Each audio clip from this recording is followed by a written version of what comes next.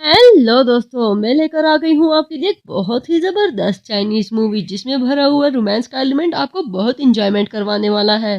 But before we start the movie, do not forget to like the video and subscribe to my channel. Movie के first scene में हम देखते हैं हमारे female lead किम को, जो कि अपने ऑफिस पहुंच चुकी थी। तभी उसको अपने ऑनलाइन बॉयफ्रेंड का मैसेज आता है जिसमें उसने किम को अपने जिम की पिक्चर भेजी थी और उसके साथ कहा था कि मैं तुम्हें बहुत मिस कर रहा हूँ। वो पिक्चर देखते ही जैसे किम तो सातवें आसमान पर पहुंच गई, क्योंकि पिक्चर में मौजूद बॉयफ्रेंड की बॉडी से किम काफी इम्प्रेस हो चुकी थी और इसी सातवें आसमान पर उड़ते उड़ते वो एकदम प्रेसिडेंट के एलिवेटर में घुसने की कोशिश करती है। इस पर प्रेसिडेंट का पीए उसे कहता है कि क्या तुम्हें नजर नहीं आ रहा कि ये प्रेसिडेंट का एलिवेटर है, जाओ और स्टाफ एलिवेटर यूज करो। किम को जल्दी से ही अपनी गलती का एहसास हो चुका था, तभी वो अपोलोजाइज करते हुए दूसरा एलिवेटर यूज करने के लिए चली गई, लेकिन उसके जाने से पहले प्रेसिडेंट की आंखें उसकी पिक्चर को सेव कर चुकी थी। कुछ देर में किम अपने ऑफिस पहुंच चुकी थी, जहां पर पहले से ही येन बैठी हुई थी। उसको देखते हुए किम कहने लगी कि तुम क्या भूल गई हो कि ये तुम्हारा ऑफिस नहीं बल्कि मेरा ऑफिस है, और जो फाइल तुमने पकड़ी हुई है तुम इस प्रोजेक्ट का हिस्सा ही नहीं हो, तो फिर तुम्हारा क्या काम बनता है कि तुम इसकी इन्फॉर्मेशन जानने की कोशिश कर रही हो। इस पर येन उसे कहती है कि मुझे ना तुम में कोई इंटरेस्ट है और ना ही तुम्हारे इस प्रोजेक्ट में। मैं तुम्हें यहाँ सिर्फ इतना बताने आई थी कि मैं और मिस्टर गू बहुत जल्दी शादी करने वाले हैं, इसलिए अगर तुमने अपने मन में कोई भी खुशफहमी पाल रखी है कि वो तुम्हें पसंद करते हैं या तुम उनको सेड्यूस कर सकती हो, तो अपनी खुशफहमियों को आज ही खत्म कर दो, तो तुम्हारे लिए बहुत अच्छा होगा। बहुत जल्द वो मुझसे शादी करने वाले हैं और मिसेस गू बनने के बाद मेरी वर्थ बिलियंस ऑफ डॉलर बन जाएगी। कंपनी की वाइस प्रेसिडेंट बनने के बाद मैं सबसे पहले तुम्हें इस कंपनी से बाहर निकालने वाली हूँ। तभी वो कहने लगी कि यहाँ पर चोंचले छोड़ने की कोई जरूरत नहीं, मेरे ऑफिस से बाहर निकलो, तुम्हारा जो जी में आए तुम कर सकती हो।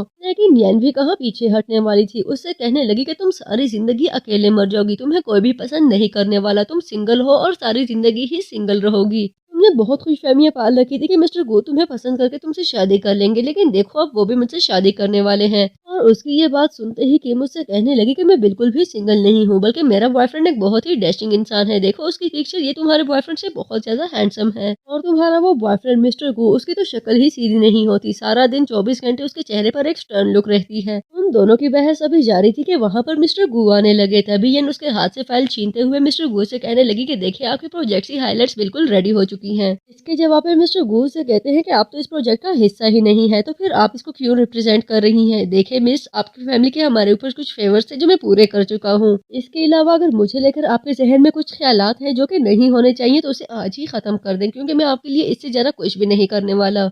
इसके साथ ही मिस्टर गू अपने ऑफिस में अनाउंस करते हैं कि मैं ऑफिस रोमांस की इजाजत किसी को भी नहीं देने वाला। अगर मैंने किसी को भी ऑफिस में इनअप्रोप्रिएट हरकत करते हुए देख लिया तो मैं इसको फायर कर दूंगा। लेकिन किम तो जैसे अपनी ही दुनिया में थी और सोचने लगी कि ये आदमी कितना कोल्ड और इनह्यूमन है, लेकिन इसका इस तरह से येन को डांटना मुझे बहुत अच्छा लगा। मिस्टर गू को ख्यालों की दुनिया से निकालते हुए उससे कहने लगे कि अपनी फाइल ले और मेरे साथ ऑफिस चले, मुझे आपसे कुछ चीजें डिस्कस करनी है। किम फाइल लेकर मिस्टर गू के साथ मीटिंग रूम जाने लगी। तभी वो अपने बॉयफ्रेंड को मैसेज करके कहती है कि आज शाम 7 बजे मैं तुमसे मिलने वाली हूँ। वो नोटिस ही नहीं कर पाती कि उस टाइम मिस्टर गू को भी एक मैसेज रिसीव हो चुका था। मीटिंग रूम में मीटिंग स्टार्ट हो चुकी थी, जहाँ पर मिस्टर गू अपने स्टाफ को इन्फॉर्म कर रहे थे। तभी किम एक दफा फिर अपने ऑनलाइन बॉयफ्रेंड को मैसेज करती है। तभी वो मैसेज स्क्रीन पर नजर आने लगा, जिसको देखते ही सभी स्टाफ रिएक्ट करने लगा। लेकिन किम समझ चुकी थी कि उसका ऑनलाइन बॉयफ्रेंड कोई और नहीं बल्कि मिस्टर गू है, और तभी वो मिस्टर गू को रिप्लाई देते हुए भी देख चुकी थी। तभी वो अपने आप को मन ही मन में खोजते हुए कहने लगी, भला मुझे आइडिया क्यों ना हो सका कि मेरा ऑनलाइन बॉयफ्रेंड कोई और नहीं बल्कि हमारी कंपनी का प्रेसिडेंट है। वो एक दफा फिर वो पिक्चर देखती है जो आज सुबह ही उसके ऑनलाइन बॉयफ्रेंड ने उसको सेंड की थी। तभी वो कहने लगी, मुझे आइडिया क्यों ना हो सका कि इस पिक्चर में मौजूद फिटनेस एरिया मिस्टर गू के ऑफिस का ही है। पिक्चर देखते ही वो एक दफा फिर उसकी बॉडी को प्रेस करते हुए कहने लगी, देखो यार ये कितना फिट है, कितना डैशिंग है, ये कोई भी लड़की इस पर मर जाए। इस बात में कोई शक नहीं कि मिस्टर गू एक मेल डीमन है, लेकिन जल्द ही उसको याद आ चुका था कि ये मैं क्या कर रही हूँ, आखिर मैं इनके बारे में ऐसा सोच भी कैसे सकती हूँ।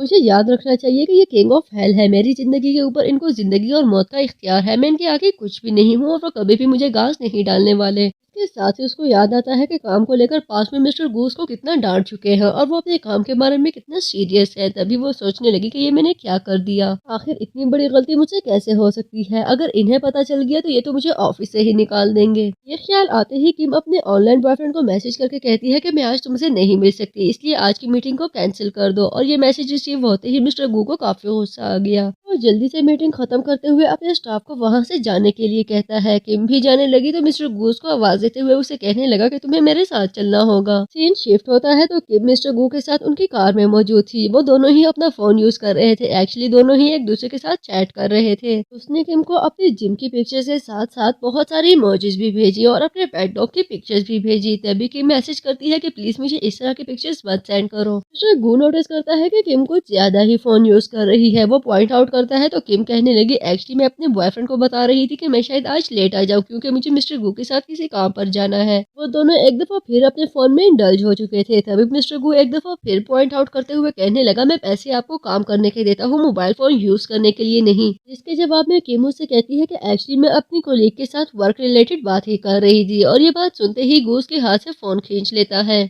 किम बिल्कुल भी नहीं चाहती थी कि मिस्टर गू को अपनी ऑनलाइन गर्लफ्रेंड के बारे में पता चले। तभी वो जल्दी से मिस्टर गू का चेहरा अपनी तरफ कर लेती है और उसे चीखते हुए कहने लगी कि हम कंस्ट्रक्शन साइट पर पहुंच चुके हैं। यही वजह थी कि गू उसके फोन की स्क्रीन पर ना देख पाया और उसे कहने लगा कि मेरे कान बिल्कुल सही से काम करते हैं, इतना चीख कर बताने की कोई जरूरत नहीं है। गू गाड़ी से उतर चुका था। तभी किम सोचने लगी शुक्र है इसने मेरा फोन नहीं देख लिया, वैसे ये बंदा मुझे अपनी गर्लफ्रेंड के बारे में काफी सीरियस लग रहा है। चलो हम भी देखेंगे कि क्या होता है। कुछ देर बाद वो दोनों एक अंडर कंस्ट्रक्शन बिल्डिंग में मौजूद थे। तभी वहाँ का स्टाफ मिस्टर गू से कहने लगा कि यहाँ की कंस्ट्रक्शन आपकी एक्सपेक्टेशन से भी ज्यादा तेज चल रही है। बिल्डिंग के रूफ टॉप पर कुछ ऐसी सेटिंग की है जिसको देखने के लिए आपको बुलाना जरूरी था, इसलिए हमें आपको बुलाना पड़ा। क्या आपको देखना चाहेंगे? तभी मिस्टर गू कहने लगा कि हाँ मैं जरूर देखना चाहूंगा। वो लोग ऊपर जाने लगे। इसी दौरान किम को ऑफिस से कॉल आती है। तभी वो मिस्टर गू को बताने लगी कि आप लोग ऊपर जाए, मेरे लिए कॉल रिसीव करना जरूरी है। जिस पर मिस्टर गू कहता है कि ठीक है तुम अपना टाइम ले सकती हो। लेकिन अभी वो फोन पर बात कर ही रही थी कि वहाँ पर कुछ लोग आ जाते हैं जो उसको देखते हुए उससे कहने लगे कि तुम्हें क्या जरूरत पड़ी अपनी मगजमारी इस तरह के कंस्ट्रक्शन के कामों पर लगाने की। किम उनसे पूछने लगी कि तुम लोग कौन हो और मुझसे क्या चाहते हो। जिस पर वो लोग बताने लगे कि हम इस एरिया के बदमाश हैं और हम चाहते हैं कि तुम हमारा मूड अच्छा कर दो। अगर तुम्हें काम की जरूरत थी तो हमें बता देती, हम कोई अच्छा सा काम दे देते। ये कहाँ लड़कों के साथ कंस्ट्रक्शन साइट्स पर ख्वार होती फिर रही हो। तुम जैसी लड़कियों के लिए मेरे पास काफी अच्छी अपॉर्चुनिटीज मौजूद है। और ये बात सुनते ही किम उसके मुंह पे थप्पड़ मारते हुए उससे कहने लगी क्या तुम जानते हो कि मैं किसकी कंपनी में काम करती हूँ। और किम की इसी हरकत ने उन लोगों को काफी गुस्सा दिला दिया। तभी वो कहने लगा कि देखो ये लड़की तो गुस्सा भी करती है, एक्चुअली मुझे गुस्सैली लड़कियां बहुत पसंद है, तुम्हें आज मुझसे कोई भी नहीं बचा सकता। वो किम की तरफ बढ़ने ही वाला था कि वहाँ पर मिस्टर गू आ जाता है जो उसको पीछे की तरफ धकेलते हुए नीचे गिराते हुए उससे कहने लगा कि तुम्हारी हिम्मत भी कैसे हुई इसके करीब बढ़ने की। अगर तुम अपनी जिंदगी से उकता चुके हो और मजीद जीना नहीं चाहते तो मुझे बताओ, मैं तुम्हारी ये मुश्किल आसान कर देता हूँ। इस लड़की को परेशान करने की क्या जरूरत है। तभी वो गुंडा कहने लगा तुम्हारी हिम्मत भी कैसे हुई मुझ पर हाथ उठाने की, तुम शायद जानते नहीं लेकिन इस पूरे एरिया पर मैं राज करता हूँ। मिस्टर गू से कहने लगा कि ठीक है तुम्हारा राज मैं आज खत्म कर देता हूँ। और वो एक एक करके उन सबको बहुत अच्छा सबक सिखाता है। इतने में उस लड़के के फादर वहाँ पर आ जाते हैं। अपने डैड को देखते ही वो लड़का रोते हुए कहने लगा कि डैड इस बुज़दिल इंसान ने मुझ पर हाथ उठाया है। तभी उसके डैड उसको थप्पड़ मारते हुए उससे कहने लगे क्या तुम जानते हो कि ये कौन है? ये हमारी कंपनी के प्रेसिडेंट मिस्टर गू है। और ये बात सुनते ही वो लड़का कहने लगा कि क्या ये मिस्टर गू है? उसके फादर मिस्टर गू से कहने लगे कि एक्चुअली हमारे ज्यादा लाड प्यार ने हमारे बेटे को बिगाड़ के रख दिया है। मैं आपसे वादा करता हूँ कि आइंदा कभी भी ऐसा नहीं होगा, प्लीज हमें माफ कर दे।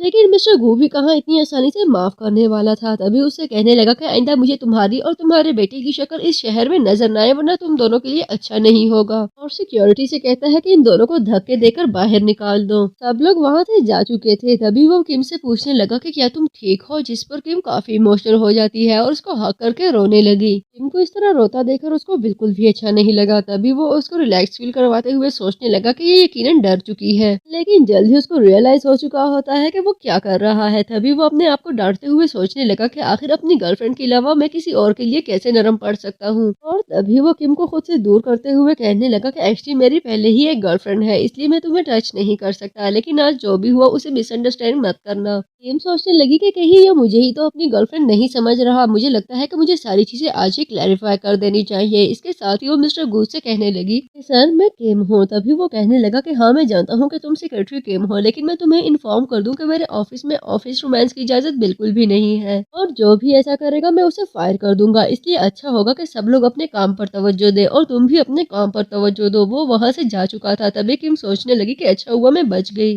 अगर इस खड़ूस इंसान को पता चल जाता कि मेरी रियलिटी क्या है तो ये तो मुझे आज ही फायर कर देता। नेक्स्ट सीन में वो गाड़ी गाड़ी के पास खड़ी अपने बॉस का वेट कर रही थी, तभी उसको मिस्टर गू की कॉल आती है जिससे वो कह रही थी कि आज मैं आपसे बहुत नाराज हूँ, आपने मुझे बहुत परेशान कर दिया। मिस्टर गू से पूछने लगा कि आखिर हुआ क्या है, जिसके जवाब में वो कहने लगी कि भला मैं क्यों बताऊँ, तुम्हें खुद पता होना चाहिए कि तुम्हारी किस बात ने मुझे परेशान किया है। इसके साथ ही वो मिस्टर गू को अपने करीब आते हुए देखती है तो अपना फोन काट देती है। कॉल ड्रॉप होने के बाद मिस्टर गू सोचने लगा कि आखिर मैंने ऐसा क्या किया है जो ये परेशान हो गई है, लेकिन मैं जानता हूँ कि मुझे अपनी गर्लफ्रेंड को कैसे बनाना है। इसके साथ ही वो किम को अपने साथ एक मॉल में चलने के लिए कहती है। कुछ देर में वो दोनों एक मॉल में मौजूद है जहाँ पर मिस्टर गू अपनी गर्लफ्रेंड के लिए धड़ाधड़ शॉपिंग किए जा रहे थे। किम शॉपिंग बैग्स लिए खड़ी थी जबकि गू उसकी पिक्चर लेकर अपनी गर्लफ्रेंड को सेंड करता है, जिस पर किम सोचने लगी कि मैं तुम्हारी सेक्रेटरी हूँ, कोई मेड नहीं। सेल्स गर्ल वहाँ से जा रही थी तभी वो किम से टकरा जाती है जिसकी वजह से किम नीचे गिरने लगी, लेकिन मिस्टर गू उसको थाम लेता है। किम अब मिस्टर गू के काफी करीब मौजूद थी तभी वो सोचने लगा कि इससे आने वाली खुशबू इतनी जानी पहचानी क्यों लग रही है। अचानक से उसको याद आता है कि उसकी गर्लफ्रेंड ने एक दफा उसको काफी सारे गिफ्ट्स भिजवाए थे जिसमें उसका हैंडमेड परफ्यूम भी मौजूद था और इससे आने वाली खुशबू बिल्कुल उस परफ्यूम की तरह है। ये ख्याल आते ही वो किम को छोड़ देता है और वहाँ से जाने लगा। उसकी ये हरकत किम को बिल्कुल भी अच्छी नहीं लगी, लेकिन किम के अच्छे लगने या ना लगने से उसको क्या ताल्लुक था। तभी मुड़कर उसे कहने लगा कि आखिर तुम किस चीज का वेट कर रही हो, जल्दी करो हमें वापस भी जाना है।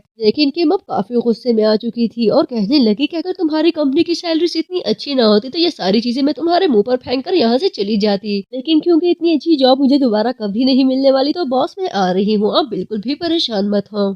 काफी देर बाद वो बाहर आती है तो मिस्टर गू उसी का वेट कर रहा था, जिसको देखते हुए वो कहने लगी बॉस इतनी सारी चीजें खरीदने की क्या जरूरत थी, मैं तो चल चल कर थक चुकी हूँ। लेकिन उसको उसकी रियलिटी याद दिलाने के लिए मिस्टर गू की एक नजर ही काफी थी। तभी वो कहने लगी कि एक्चुअली मुझे लगा आप मेरा वेट करके थक चुके होंगे, आप गाड़ी के अंदर बैठकर वेट कर लेते। किम गाड़ी में बैठ चुकी थी तभी वो सोचने लगा कि इस लड़की के मूड स्विंग्स कुछ ज्यादा ही है, ऐसा लगता है जैसे इसकी बॉयफ्रेंड के साथ कोई लड़ाई चल रही हो। कुछ देर में मिस्टर गू ड्राइविंग कर रहा था जबकि किम भी उसके साथ गाड़ी में मौजूद थी। वो मिस्टर गू को देखते हुए कहने लगी कि शक्ल से जितना खड़ूस लगता है उतना ही अच्छे से प्रोटेक्ट करना जानता है, लेकिन कभी कभी इतनी रूडली बात करता है, ऐसे लगता है जैसे किसी कुत्ते ने काट लिया हो। तभी मिस्टर गू से कहने लगा मैं नोटिस कर रहा हूँ कि तुम पिछले 1 मिनट और 30 सेकंड से मुझे घूरे जा रही हो। कम से कम इस बात के लिए वो बिल्कुल भी तैयार नहीं थी। तभी अचानक से हड़बड़ाते हुए कहने लगी कि नहीं ऐसा कुछ भी नहीं है, एक्चुअली मैं आपके बारे में नहीं आपके प्रोजेक्ट के बारे में सोच रही थी। कुछ देर में गू गाड़ी रोक चुका था तभी वो सोचने लगी कि आखिर इसने हमारे एरिया में गाड़ी क्यों रोकी है, हमारे फ्लैट के बाहर गाड़ी रोकने का क्या मकसद हो सकता है।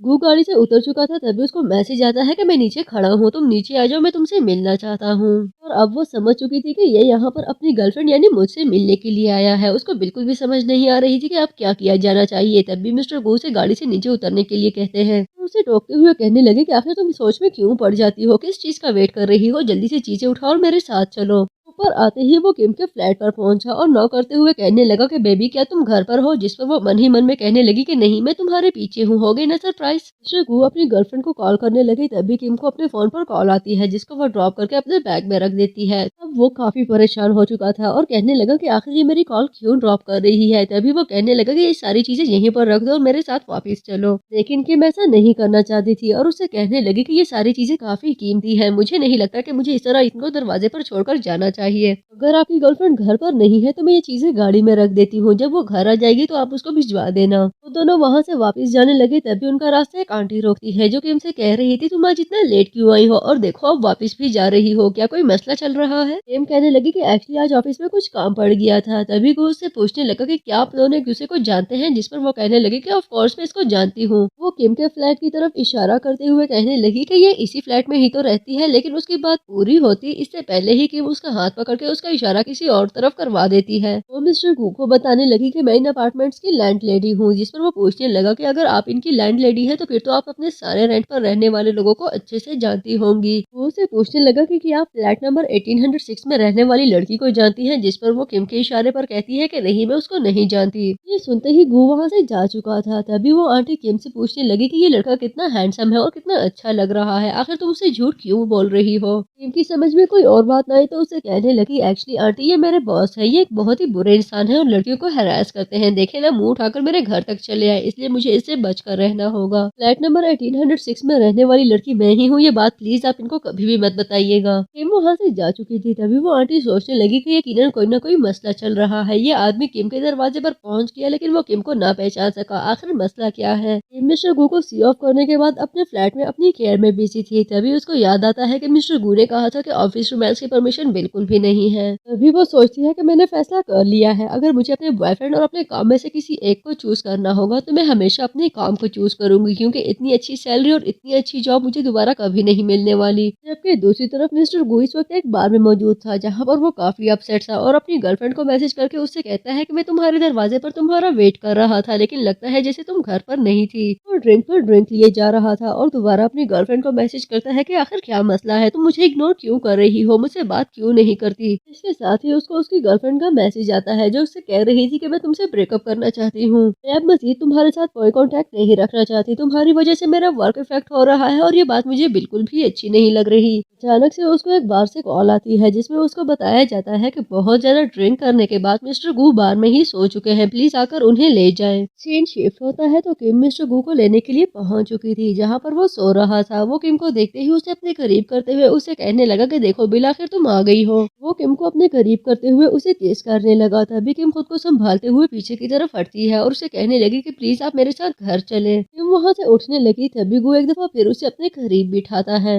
इस सारी सिचुएशन में किम का हार्ट एक बीट मिस कर चुका था। तभी वो सोचने लगी कि आखिर मैं ऐसा क्या करूं। वो सोच रही थी कि आखिर मैं क्या करूं, मैं इसको छोड़कर नहीं जा सकती, लेकिन मैं यहाँ पर इसके साथ बैठी भी नहीं रह सकती। ये सोचते हुए वो उसके पीए को कॉल करके कहती है कि प्लीज यहाँ पर आकर इनको ले जाओ। मूवी के नेक्स्ट सीन में मिस्टर गू की आंख खुलती है तो उसके पास उसका पीए बैठा हुआ सूप पी रहा था और वो उसे कहने लगा कि देखे मैं आपके लिए मीट बॉल सूप लाया हूँ। लेकिन कल रात के कुछ ग्लिम्स अब भी मिस्टर गू के माइंड में मौजूद थे। तभी वो उसकी पीठ की तरफ देखने लगा कि कल रात मैंने जिसे हक किया था वो कम से कम ये इंसान तो नहीं था, और उसे पूछने लगा कि क्या कल रात तुम्हारे साथ कोई और भी वहाँ पर मौजूद था। ये को याद आता है कि किम ने उसकी बहुत ज्यादा रिक्वेस्ट की थी कि बिल्कुल भी इनको मत बताना कि मैं यहाँ पर इनके साथ मौजूद थी, तुम अच्छे से जानते हो इन्हें अच्छा नहीं लगता कोई भी लड़की इनके करीब जाए। मैं कसम खा के कहती हूँ हमारे बीच में कुछ भी नहीं हुआ और हम दोनों यहाँ पर बाय चांस मिले हैं, मैं यहाँ इनको लेने बिल्कुल भी नहीं आई थी, प्लीज इन्हें कुछ भी मत बताना। तभी पीए उसे कहने लगा कि नहीं, जब मैं पहुंचा तो आप वहाँ पर अकेले सो रहे थे और मैं आपको लेकर यहाँ पर आ गया। मिस्टर गू मन ही मन में कहने लगे मुझे लगता है जैसे मैंने कोई ख्वाब देखा था, मैंने ख्वाब में किसी लड़की को देखा था, वो यकीनन मेरे पास मौजूद थी। मूवी आगे बढ़ती है तो हम येन को देखते हैं जो अपना मेकअप ठीक कर रही थी। तभी वो देखती है कि किम एक वॉशरूम के अंदर जा चुकी है। किम के अंदर जाते ही येन उस वॉशरूम को बाहर से लॉक कर देती है। सिर्फ इतना ही नहीं बल्कि वो पानी लेकर किम के ऊपर भी डाल देती है। पानी फेंकने के बाद वो चाबी पौधों में गिराकर घुमा देती है और मन ही मन में कहने लगी कि किम तुमने मिस्टर गू को मुझसे चुरा कर बिल्कुल भी अच्छा नहीं किया, लेकिन मैं भी अपना बदला लेकर रहूंगी। किम जान चुकी थी कि अब वो वॉशरूम में लॉक हो चुकी है। तभी वो दरवाजा नॉक करते हुए कहने लगी कि बाहर कौन है, प्लीज दरवाजा खोलो। सिर्फ इतना ही नहीं बल्कि वहाँ से जाते हुए येन वहाँ पर क्लीनिंग का बोर्ड भी लगा देती है ताकि कोई भी यहाँ पर आने की गलती ना करे। जबकि दूसरी तरफ मिस्टर गू काम के सिलसिले में किम को कॉल किए जा रहे थे, लेकिन उसका नंबर कोई भी रिसीव नहीं कर रहा था, जिस पर वो काफी अनॉय हुए और इसी अनॉइंग एटीट्यूड में वो बाहर जा रहे थे। तभी उनको सुनाई देता है कि वॉशरूम में कोई नॉक कर रहा है। वो अंदर की तरफ जाते हुए पूछने लगे कि क्या यहाँ पर कोई मौजूद है। तभी अंदर से उनको किम की आवाज आती है जो उनसे कह रही थी मिस्टर गू प्लीज दरवाजा खोले, मुझे लगता है जैसे इस दरवाजे का लॉक खराब हो चुका है, अब ये खुल नहीं रहा, प्लीज मेरी हेल्प करें, मेरा दम घुट जाएगा। जिस पर वो उसे पीछे हटने के लिए कहता है और एक ही किक में दरवाजा खोल देता है। लेकिन अब किम की तबीयत काफी खराब हो चुकी थी। वो किम को अपने करीब करते हुए संभालने लगा और मन ही मन में कहता है कि बेबी सिचुएशन इमरजेंसी की है, इसलिए तुम्हें मुझे ब्लेम नहीं करना चाहिए। और ये सोचते ही वो किम को हाथों में उठा लेता है। नेक्स्ट सीन में किम और गू ऑफिस के बाहर मौजूद थे। तभी गू उससे कहने लगा तुम्हारी तबीयत मुझे ठीक नहीं लग रही, मुझे लगता है कि तुम्हें मेरे साथ हॉस्पिटल जाना चाहिए। इस पर किम उससे कहती है कि नहीं मैं बिल्कुल ठीक हूँ, बस थोड़ी सी ठंड लग गई है, तुम्हें मेरे लिए परेशान होने की कोई जरूरत नहीं। लेकिन गू से फोर्स करते हुए कहने लगा कि तुम्हें बिल्स के बारे में परेशान होने की कोई जरूरत नहीं, तुम्हारी तबीयत मेरे ऑफिस में खराब हुई है इसलिए तुम्हारे मेडिकल बिल्स मैं पे कर दूंगा। लेकिन वो कहने लगी कि नहीं मैं कुछ पेन किलर्स लूंगी तो ठीक हो जाऊंगी, आप खामखा परेशान हो रहे हैं। इस पर गू से कहने लगा कि मैं तुम्हें अपनी गाड़ी में ड्रॉप कर देता हूँ। तभी वो कहती है कि नहीं इसकी कोई जरूरत नहीं है, मैं कैब में चली जाऊंगी। वो जाने लगी तभी मिस्टर गू से कहने लगे कि तुम ऑफिस में अपना बैग भूल आई थी, ये लेती चलो। वो मिस्टर गू को उनका कोट देते हुए वहाँ से चली गई। तभी वो सोचने लगे कि मैं इस लड़की को जानता तक नहीं, जबकि मैं पहले से ही किसी के साथ रिलेशनशिप में हूँ, तो फिर मैं इस लड़की के लिए क्यों इतना परेशान होता हूँ। गाड़ी में बैठते ही मिस्टर गू अपनी गर्लफ्रेंड को कॉल करने लगे और तभी किम के नंबर पर कॉल आती है। ये बात वो अच्छे से नोटिस कर चुका था, लेकिन तभी वो किम को बोलते हुए सुनता है कि मुझे आपकी इंश्योरेंस में कोई इंटरेस्ट नहीं, मुझे आपकी इंश्योरेंस नहीं चाहिए, ये बात आप समझ जाए तो ज्यादा अच्छा होगा। मिस्टर गू किम की इस बात से सेटिस्फाइड हो चुका था तो वो वहाँ से जाने लगा। नेक्स्ट सीन में किम अपने घर में मौजूद थी। वो अपनी बिल्ली के साथ बैठी हुई थी और सोच रही थी कि मिस्टर गू इतने भी बुरे नहीं जितना मैं उनके बारे में सोचती थी। अगर आज वो ना आते तो पता नहीं मेरा क्या बनता।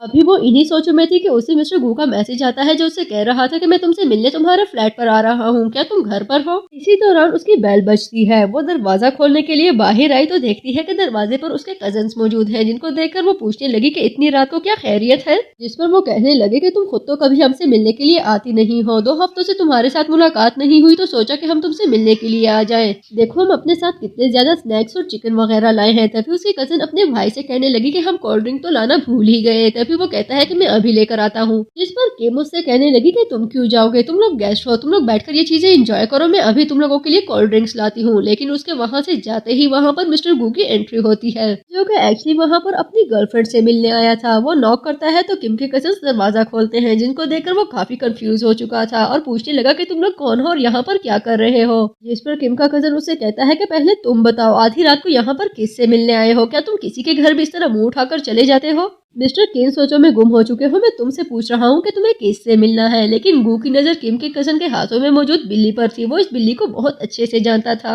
आखिर इस बिल्ली को वो कैसे भूल सकता था। उसकी गर्लफ्रेंड ने ही ये बिल्ली उसको दिखाई थी और उसको बताया था कि वो इससे बहुत प्यार करती है। तभी वो उसकी कजन को अपनी गर्लफ्रेंड समझने लगा और मन ही मन में कहने लगा, मुझे बिल्कुल भी आइडिया नहीं था कि पिछले इतने सालों से मैं एक बेवफा लड़की के पीछे ख्वार हो रहा हूँ। एक ऐसी लड़की जो आधी रात को भी फ्लैट में किसी भी लड़के के साथ रह लेगी और उसको बिल्कुल भी शर्म नहीं आएगी। मुझे बहुत अफसोस हो रहा है, मुझे बिजनेस में कभी कोई शिकस्त ना दे सका। लेकिन एक लड़की कितने आराम से मेरे दिल को तोड़कर चली गई। लोगों के लिए दूसरों को धोखा देना कितना आसान होता है, मुझे बिल्कुल भी आइडिया नहीं था। एक्चुअली वो बुरी तरह से हर्ट हो चुका था और अब उसे बहुत बुरा फील हो रहा था। तभी वो अपनी गर्लफ्रेंड को मैसेज करके कहता है कि मैं तुम्हारे साथ ब्रेकअप करना चाहता हूँ। जबकि दूसरी तरफ किम कोल्ड ड्रिंक्स लिए अपने फ्लैट की तरफ जा रही थी। तभी उसको गू का मैसेज आता है जो उससे कह रहा था कि मुझे तुमसे ब्रेकअप करना है। वो पूछने लगी कि क्यों, इसकी क्या वजह हो सकती है। लेकिन जल्द ही उसको एक्नॉलेज होता है कि वो ये सच ज्यादा देर तक नहीं छुपा सकती और सोचने लगी कि मैं तो वैसे भी इसके साथ ब्रेकअप करना चाहती थी। अच्छा हुआ इसने ही पहल कर दी और उससे कहती है कि ठीक है मैं तुम्हारे साथ ब्रेकअप करती हूँ। तभी उसकी नजर सामने खड़े गू पर पड़ती है जो कि अपने फ्लावर्स डस्टबिन में फेंक रहा था। वो गू से पूछने लगी कि आप यहाँ पर क्या कर रहे हैं। जिस पर वो कहने लगा कि मैं किसी काम से आया था।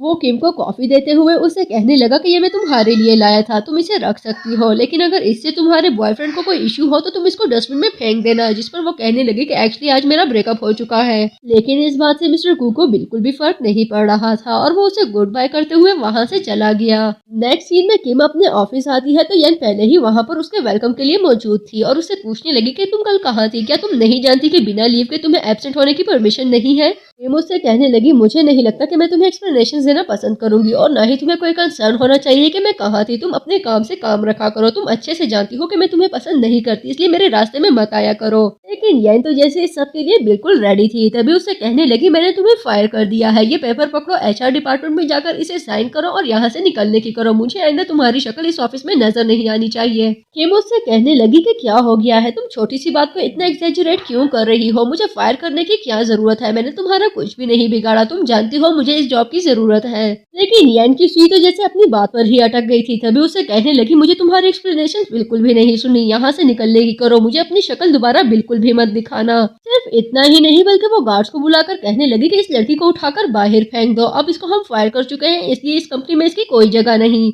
इतने में वहाँ पर गार्ड्स आकर किम को बाहर निकालने लगे, जबकि किम खुद को उनसे बचाने की कोशिश कर रही थी और इसी दौरान वहाँ पर मिस्टर गू भी आ चुके थे। वो आते ही कहने लगी, ये सब क्या हो रहा है, क्या ये ऑफिस है या कोई मछली मंडी। तभी यन कहने लगी कि इस लड़की को मैंने फायर कर दिया है क्योंकि ये कल ऑफिस नहीं आई थी। मिस्टर गू से कहने लगे कि एक्चुअली ये कल ऑफिस आई थी और फिर इसको किसी ने वॉशरूम में बंद कर दिया था या फिर शायद ये खुद ही वॉशरूम में बंद हो गई थी, यही वजह थी कि ये दोबारा ऑफिस अंदर ना आ सकी। इसी दौरान PA सबको CCTV फुटेज दिखाता है जिसमें यन को देखा जा सकता है जो किम को लॉक करने के बाद उस पर पानी फेंकती है और फिर छुपकर बाहर निकलने की कोशिश कर रही थी। इस तरह सिर्फ किम और गू ही नहीं बल्कि सारा स्टाफ भी जान चुका था कि इस सब कारस्तानियों के पीछे एक्चुअली यन का हाथ है। तभी किम उससे पूछने लगी कि क्या ये सब कुछ तुमने किया था, मुझे बिल्कुल भी यकीन नहीं आ रहा कि तुम इस हद तक गिर सकती हो। तभी मिस्टर गू कहने लगे कि मैं इस लड़की को फायर करता हूँ। जिस पर वो कहने लगी कि आप मुझे कैसे फायर कर सकते हैं, क्या आप भूल चुके हैं कि मेरी फैमिली ने आपको किस वक्त लोन दिया था जब आपको पैसों की सबसे ज्यादा जरूरत थी। आप हमारा यह इंसान कैसे भूल सकते हैं। तभी मिस्टर गू कहने लगा बस बहुत हो गया, एक ही चीज को लेकर तुम बार बार मुझे इमोशनली ब्लैकमेल नहीं कर सकती और ना ही तुम मेरा नाजायज फायदा उठा सकती हो। अब बात बहुत आगे जा रही है, मैं तुम्हें इस ऑफिस में बिल्कुल भी बर्दाश्त नहीं करने वाला। टीम हालात की नजाकत को समझ चुकी थी, तभी उनसे कहने लगी कि कोई बात नहीं, मुझे नहीं लगता कि हमें बात को इतना ज्यादा बढ़ाना चाहिए, बस मैंने इसको माफ कर दिया, लेकिन प्लीज आइंदा कभी भी मेरे साथ ऐसे मत करना। मिस्टर गू के डर के मारे यन कहने लगी कि ठीक है, मैं आइंदा कभी भी ऐसे नहीं करूंगी, प्लीज मुझे माफ कर दो। लेकिन मिस्टर गू कहाँ इतनी आसानी से उसे जाने दे सकते थे। तभी उसे कहने लगे मैं तुम्हें इतनी भी आसानी से माफ नहीं करने वाला, और अपने एचआर मैनेजर से कहते हैं कि इसकी सैलरी के अलावा इसके सारे बोनसेस काट लो। सिर्फ इतना ही नहीं बल्कि जो हरकत ने की थी उसके लिए मिस्टर गू से कहने लगे कि तुम्हें 2000 वर्ड्स का एक अपॉलॉजी लेटर लिखना होगा, जिस पर वो कहती है कि ठीक है, मैं वो लिखने के लिए राजी हूँ। सब लोग वहाँ से जा चुके थे, तभी किम मिस्टर गू की सपोर्ट के लिए उन्हें थैंक्स कहती है, जिस पर वो कहने लगे कि क्या तुम सिर्फ एक थैंक्स से इस पूरे मामले को दबाना चाहती हो। तभी वो एक कैंडी देते हुए कहने लगी कि ये मेरी तरफ से आपकी ट्रीट हो गई। पीच फ्लेवर कैंडी देखने के बाद मिस्टर गू सोचने लगे कि इस लड़की के लाइक्स और डिसलाइक्स बिल्कुल मेरी एक्स गर्लफ्रेंड की जैसे हैं। उसको भी पीच फ्लेवर बहुत पसंद था। मूवी आगे बढ़ती है तो हम किम को देखते हैं, जो कि इस वक्त मिस्टर गू के साथ ऑफिस के पार्किंग लॉट में मौजूद थी। वो दोनों गाड़ी में बैठने ही वाले थे कि अचानक से वहाँ पर वो लोग दोबारा आ जाते हैं। वहाँ पर आने वाले कोई और नहीं बल्कि कंस्ट्रक्शन साइट का ठेकेदार था, जो कि अपने बेटे शैन के साथ वहाँ मौजूद था। वहाँ पहुँचते ही शैन उनके पाँव पड़ जाता है और मिस्टर गू से कहने लगा कि प्लीज हमें माफ कर दो, मुझे बिल्कुल भी आइडिया नहीं था कि आप कंपनी के प्रेसिडेंट हैं, वरना मैं कभी भी वो हरकत ना करता। प्लीज मुझे माफ कर दो, मैं अपनी गलती पर बहुत ज्यादा शर्मिंदा हूँ। शैन के डैड भी मिस्टर गू से माफी मांगने लगे, जिस पर वो कहते हैं कि सिर्फ तुम्हारे बेटे ने ही मेरे साथ बदतमीजी नहीं की, बल्कि खुद तुमने भी मेरे साथ बहुत बड़ा धोखा किया है।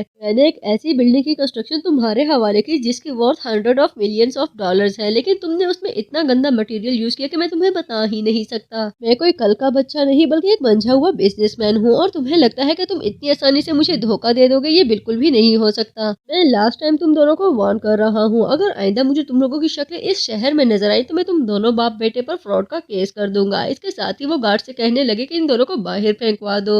लेकिन वहाँ से जाने से पहले शैन किम की रिक्वेस्ट करने के लिए उसका हाथ पकड़ने लगा। तभी मिस्टर गूस को पीछे की तरफ धकेलते हुए अपने करीब करता है और उससे कहता है कि तुम्हें इन दोनों बाप बेटे से डरने की बिल्कुल कोई जरूरत नहीं, मेरे होते हुए ये तो क्या कोई भी तुम्हें नुकसान नहीं पहुंचा सकता। जबकि दूसरी तरफ बाहर आने पर शैन अपने डैड से कहने लगा कि आपका बॉस एक बहुत ही घटिया इंसान है, देखे हमने कितनी हम्बिलिटी दिखाई, उसके पाँव तक पड़ गया मैं, लेकिन वो हमें माफ करने के लिए राजी ही नहीं है। जिस पर उसके डैड उसे थप्पड़ मारते हुए कहने लगे कि घटिया वो नहीं बल्कि तुम हो, मुझे बहुत अफसोस होता है कि तुम जैसा इंसान मेरा बेटा बना। अच्छी खासी मेरी जॉब चल रही थी, इतना अच्छा मेरा काम हो रहा था, लेकिन तुम्हारी वजह से सब कुछ खराब हो गया। मैं तो उस दिन को कोसता हूँ जिस दिन तुम पैदा हुए थे, काश तुम पैदा ही ना होते। ये बोलकर शैन के डैड वहाँ से चले गए तो अचानक से वहाँ पर यैन आ जाती है, जो शैन से कहने लगी कि क्या तुम वापस अपना काम हासिल करना चाहते हो। सीन शिफ्ट होता है तो हम मिस्टर गू को देखते हैं, जो कि इस वक्त अपने ऑफिस में मौजूद थे। तभी उनके पास उनके पीए आते हैं, जो उनसे पूछ रहे थे कि आज आपको एक ऑफिशियल पार्टी में जाना होगा, क्या हमेशा की तरह मैम यान ही आपके साथ जाएंगी। जिस पर वो कहने लगी कि नहीं, मैं उसके साथ नहीं जाना चाहता, बल्कि ऐसा करो सेक्रेटरी किम को बोलो वो तैयार हो जाए, मैं उसको अपने साथ लेकर जाना चाहूंगा। ये वहाँ से चला गया। तभी गू सोचने लगा कि वो एक कैपेबल लड़की है और अब वो सिंगल भी है तो कोई इशू भी नहीं होना चाहिए। जबकि पीए थोड़ी देर में किम के टेबल पर उसका ड्रेस रखे जा रहा था, तभी ये देखते हुए यान को बहुत गुस्सा आया और वो सोचने लगी कि हमेशा मैं ही मिस्टर गू के साथ जाती हूँ तो आज ये लड़की क्यों। और यही बात जब उसने पीए से कही तो वो कहने लगा कि ये हमारी अरेंजमेंट्स हैं और हम जिसे चाहे चूज कर सकते हैं। अब तो यान का गुस्सा पहले से भी ज्यादा बढ़ने लगा और वो सोच रही थी कि ये लड़की दिन ब दिन मेरी पोजीशन छीनने की कोशिश कर रही है।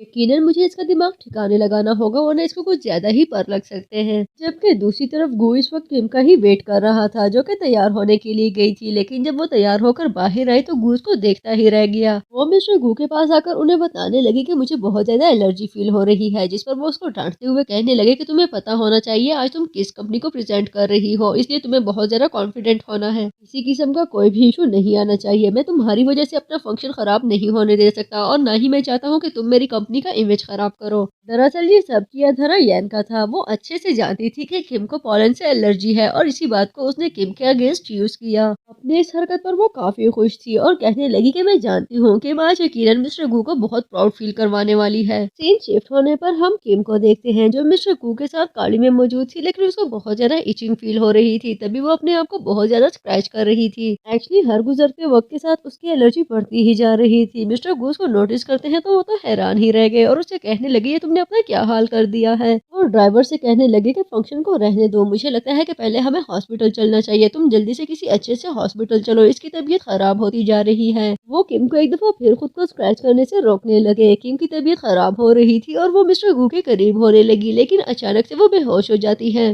जबकि दूसरी तरफ किम की गैर मौजूदगी में येन उसके ऑफिस में पहुंचकर उसके लैपटॉप को ऑपरेट कर रही थी। यही वजह थी कि वो किम के सारे सीक्रेट्स जान चुकी थी। लैपटॉप में मौजूद गू की पिक्चर्स को देखते ही उसे आइडिया हो चुका था कि ये बंदा कोई और नहीं बल्कि मिस्टर गू है, क्योंकि उसके फिटनेस एरिया को वो एक सेकंड में पहचान गई थी। अब वो सोच रही थी बस किसी तरह पता चल जाए कि कैफेटेरिया आंट का किम से क्या ताल्लुक है, तो फिर मैं उसको अच्छे से कंट्रोल कर सकती हूँ। मूवी आगे बढ़ती है तो मिस्टर गू इस वक्त किम के साथ हॉस्पिटल में मौजूद है। डॉक्टर ने उनको बताया कि आप इनको टाइम पर ही हॉस्पिटल ले आए, इसलिए इनको ज्यादा परेशानी का सामना नहीं करना पड़ा, ये ठीक हो जाएंगी, परेशानी की कोई बात नहीं। डॉक्टर के जाते ही किम अपोलोजाइज करने लगी कि मेरी वजह से आपका सारा फंक्शन का प्लान खराब हो गया, जिस पर वो उसे कहता है कि तुम खुद को स्क्रैच क्यों कर रही हो, प्लीज इस तरह करना बंद करो। स्क्रैचिंग से मना करने के लिए गू किम का हाथ पकड़ने लगा, तभी वो देखता है कि उसके हाथ के बैक साइड पर एक मोल मौजूद है। तभी गू उसे कहने लगा कि एक्चुअली मेरी एक्स गर्लफ्रेंड के हाथ पर भी एक मोल मौजूद था। वो उसे पूछने लगा कि कहीं तुम मेरी एक्स गर्लफ्रेंड तो नहीं, जिस पर वो कुछ बताने से पहले सोच रही थी कि मुझे क्या कहना चाहिए। उसने फैसला कर लिया था कि मैं इसको सच बताऊंगी। तभी मिस्टर गू को एक मैसेज आता है तो उसकी अटेंशन डाइवर्ट हुई, लेकिन मैसेज देखने के बाद जब वो दोबारा उससे पूछने लगा तो किम कहने लगी कि नहीं, मैं आपकी गर्लफ्रेंड नहीं हूँ। ये सुनते ही गू उसे कहने लगा कि ठीक है, मुझे माफ कर दो, मुझे तुम्हें इस तरह से परेशान नहीं करना चाहिए था, तुम आराम करो, अब मुझे चलना चाहिए। लेकिन उनके जाते ही किम ने डिसाइड कर लिया था कि कल मैं इनको ऑफिस में जरूर बताऊंगी कि इनकी एक्स गर्लफ्रेंड कोई और नहीं बल्कि खुद मैं ही हूँ। नेक्स्ट सीन में गर्लफ्रेंड का मैसेज आने पर गू से मिलने के लिए एक रेस्टोरेंट में पहुंच चुका था। वो बहुत बेताब था ये देखने के लिए कि उसकी एक्स गर्लफ्रेंड कौन है, लेकिन आगे बढ़ने पर उसको पता चलता है कि उसकी एक्स गर्लफ्रेंड कोई और नहीं बल्कि येन है। वहाँ पर येन मौजूद थी, जिसको देखकर गू को बहुत अजीब लगा और उसे पूछने लगा कि क्या तुम वही हो जो मुझसे बात करती थी। येन उनसे कहती है कि क्या आप हेड ऑफ सिक्योरिटी है। एक्चुअली उसका अकाउंट हेड ऑफ सिक्योरिटी के नाम पर था, जिस पर गू कहने लगा कि हाँ वो मैं ही हूँ। इसके जवाब में येन उससे कहती है कि एक्चुअली मेरा अकाउंट जो कि कैफेटेरिया आंट के नाम पर था वो किसी ने हैक कर लिया और उसी ने आपके साथ ब्रेकअप किया। मैं आपके साथ बिल्कुल भी ब्रेकअप नहीं करना चाहती, क्या हम दोनों दोबारा से पैचअप कर सकते हैं। जिस पर गू उससे कहने लगा कि हाँ मैं तुम्हारे साथ पैचअप करने के लिए राजी हूँ। तभी वो कहती है कि एक्चुअली मैं चाहती हूँ कि हम दोनों वीचैट पर बात करें, हमारा अकाउंट हैक हो ये मुझे बिल्कुल भी पसंद नहीं। और गू उसकी ये शर्त मानने के लिए भी बिल्कुल रेडी था। जबकि दूसरी तरफ ऑफिस में बैठी हुई किम इस बात की प्रैक्टिस कर रही थी कि वो किस तरह गू के सामने कन्फेस करेगी कि वही उसकी एक्स गर्लफ्रेंड है। उसे अपना कोई भी अंदाज सेटिस्फैक्टरी नहीं लग रहा था। तभी न सिर्फ वो बल्कि उसके सारे कोलीग्स देखते हैं कि गू के साथ वहाँ पर वैन आती है। वो दोनों न सिर्फ एक साथ थे बल्कि दोनों ने एक दूसरे के हाथों में हाथ डाले हुए थे। तभी वैन सबसे कहने लगी कि हम दोनों आज से एक साथ हैं। उन दोनों को एक साथ देखकर किम को जो शौक लगा वो वर्ड्स में बयान नहीं किया जा सकता। तभी वैन एक दफा फिर सब लोगों को बताती है कि एक्चुअली हम दोनों रिलेशनशिप में हैं। हम दोनों को एक साथ देखने की आदत डाल लो। उन दोनों को देखकर सभी कोलीग्स बातें करने लगे और कहने लगे तो अच्छा, मिस्टर प्रेसिडेंट की न्यू गर्लफ्रेंड मिस वैन है। गू को काफी ऑकवर्ड फील हो रहा था। तभी वो कहने लगा कि ऑफिस रोमांस की परमिशन मैं अभी किसी को नहीं देता। तभी वैन कहने लगी कि चलो आपके ऑफिस में चलते हैं। जबकि उनके जाने के बाद किम सोचने लगी तो अच्छा, तो इसने इस लड़की की वजह से मेरे साथ ब्रेकअप किया और मैं पता नहीं क्या समझती रही। मैं अभी इसको मैसेज करके बताती हूँ कि इसकी एक्स गर्लफ्रेंड कोई और नहीं बल्कि मैं खुद हूँ। लेकिन भला वो मैसेज कैसे करती। तभी उसको पता चलता है कि गू ने उसको ब्लॉक कर दिया है और अब तो जैसे उसको किसी भी बात पर यकीन नहीं आ रहा था।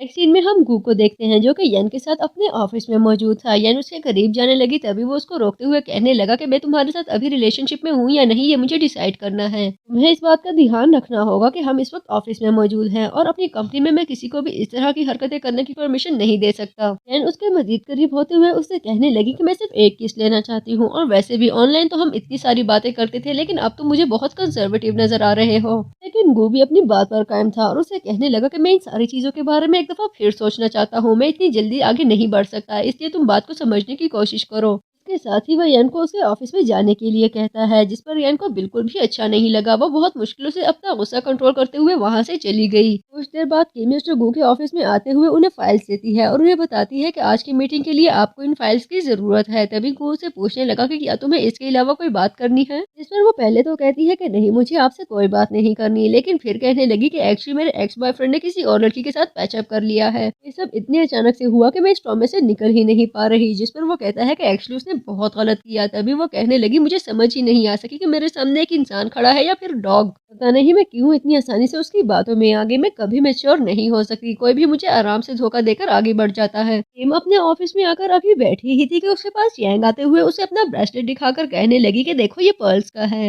ये इंतहाई एक्सपेंसिव है, लेकिन इसके बावजूद भी क्या तुम जानती हो, गू मुझसे कहता है कि जब तक मैं इसे पसंद करती हूँ तो इसकी कीमत मेरे आगे कुछ भी नहीं। क्या तुम जानती हो इसकी कॉस्ट 8 मिलियन युआन है। लेकिन किम को इन सारी चीजों में बिल्कुल भी इंटरेस्ट नहीं था। तभी उसको गुस्सा आने लगा और उसे कहती है कि तुम मुझे इग्नोर कैसे कर सकती हो। तभी किम कहने लगी मुझे बिल्कुल भी इंटरेस्ट नहीं है कि वो तुम्हें क्या देता है और तुमसे क्या कहता है। अगर तुम अपनी लाइफ में इतनी ही खुश हो तो यहाँ मुझे परेशान करने के लिए क्यों आ जाती हो, तुम यहाँ से चली जाओ। जिस पर वो कहने लगी कि एक्चुअली तुम्हारे टूटे हुए ख्वाबों को देखकर मुझे बहुत अच्छा लगता है। तभी उनके एक और कुलीग कहने लगी कि जो छोटी लड़कियां इसकी तरह बड़े बड़े सपने देखती हैं, हम उनकी किस्मत में सिर्फ एक ही वर्ड लिखते हैं और वो है रिग्रेट का। किम उससे कहने लगी कि अगर तुम्हारे पास वर्क रिलेटेड कोई बात है तो जल्दी से करो और यहाँ से चली जाओ, मैं तुम्हारे मुंह नहीं लगना चाहती। जिस पर वो कहने लगी कि एक्चुअली मिस्टर गू ने तुम्हारे लिए एक मैसेज दिया है।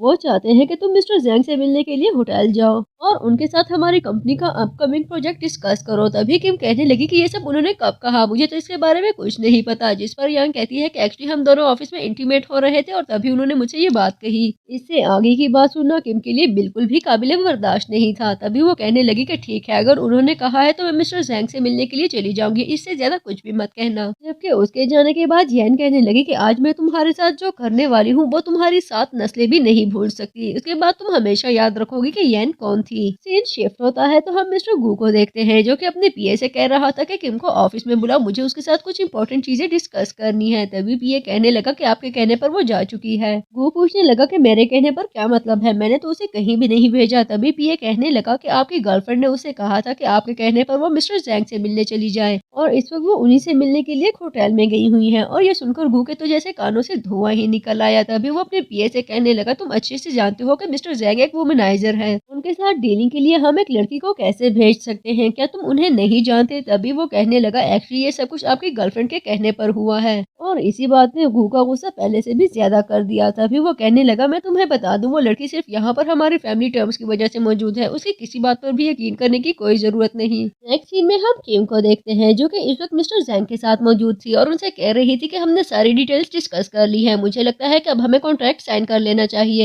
और इसके जवाब में मिस्टर जैंग उसका हाथ पकड़ते हुए उसे कहने लगा कि आखिर इतनी भी क्या जल्दी है, थोड़ा सब्र कर लो, हमें एक दूसरे को जानने तो दो। किम अभी ठीक से उनकी बातों को डाइजेस्ट भी नहीं कर पाई थी कि वहाँ पर मिस्टर जैंग की वाइफ आ जाती है जो उससे कहने लगी कि ये सब क्या हो रहा है, ये तुम क्या कर रहे हो। लेकिन उसको देखते ही मिस्टर जैंग जल्दी से पांतरा बदलने लगे और अपनी वाइफ से कहने लगे कि देखो जरा इस लड़की को, इसको मिस्टर गू ने यहाँ पर कॉन्ट्रैक्ट साइन करवाने के लिए भेजा है, लेकिन ये यहाँ पर मुझ पर डोरे डालने की कोशिश कर रही है। कब से ये मुझे सीड्यूस करने की कोशिश कर रही थी, वो तो मैं हूँ जो इसे घास नहीं डाल रहा, वरना अब तक ये पता नहीं क्या से क्या कर चुकी होती। और ये सुनते ही उसकी वाइफ आगे बढ़ते हुए उसको थप्पड़ मारते हुए कहने लगी तुम्हारी हिम्मत भी कैसे हुई ये सब करने की। इतने में वहाँ पर मिस्टर गू आ जाते हैं जो आते हुए उनसे कहने लगे कि तुम लोगों की हिम्मत भी कैसे हुई मेरी भेजी हुई लड़की पर हाथ उठाने की। इसके जवाब में वो दोनों उनसे कहने लगे कि एक्चुअली तुम्हारी भेजी हुई लड़की बहुत ही कैरेक्टरलेस है, इसको बिल्कुल भी आइडिया नहीं कि प्रोफेशनल कैसे रहना चाहिए। हमारी डीलिंग के लिए अगर आप अपने स्टाफ में से ऐसी ही लड़कियां भेजते रहे तो बहुत मुश्किल है कि हमारी चीजें स्मूथली चल सके। और वैसे भी क्या आप मेरे हस्बैंड को जानते नहीं, वो एक मिलियनर है और वो इस तरह की लड़कियों को मुंह कहाँ लगाते हैं, लेकिन ये लड़कियां कभी भी बाज नहीं आती। बस जहाँ ज्यादा अमीर इंसान देख लिया वहाँ पर अपने डोरे डालना शुरू कर देती हैं। तभी किम कहने लगी कि एक्चुअली मिस्टर गू ऐसा कुछ भी नहीं है, ये आदमी मुझे हैरास कर रहा था,